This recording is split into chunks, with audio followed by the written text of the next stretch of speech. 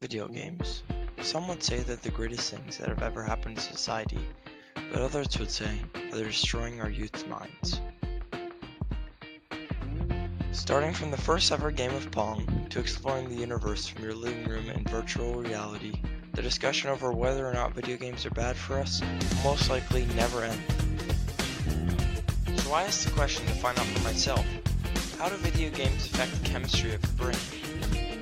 The first question I asked was, do video games have positive or negative effects on our brain, or both? I found through my research that playing video games can provide players with cognitive, emotional, and social benefits. My research also showed that playing video games can help to perform more tasks at once easier, and according to an article by Dr. Mercola, playing video games can help the ability of players to acquire new skills easier and allow them to improve quicker. Video games have also been shown to increase the brain's production of gray matter or brain cells when playing platformer games like Super Mario. But video games aren't all sunshine and rainbows like they're made out to be. Video games can cause regular players to become extremely addicted, which causes players to devote too much of their time and even money to games.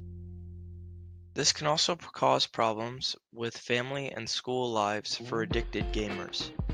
Video games are also commonly associated with the poor physical effects on addicted gamers because of their lack of exercise due to their increased time inside playing video games.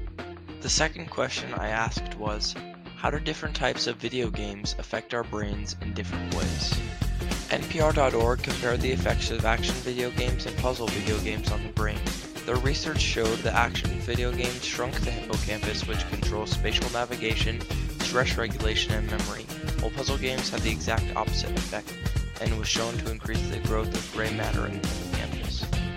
Another study by Daphne Bavelier, which she presented on a TED Talk, went deeper into the effects of puzzle games on the brain, showing that puzzle games are beneficial to motor skills, memory formation, and strategic planning.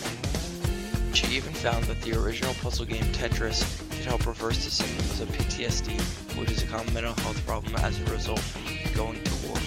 While the research of action video games by Douglas Gentile and his colleagues showed clear correlations between increased time on action video games and a more aggressive behavior. After this, I was sure that action video games had to be the reason why video games were seen as destructive to players. But the results for my third and last question were surprising. The question I asked was, how do video games change your brain over time? The first study I found was by BBC News Technology, which also took information from Daphne Bavelier's research.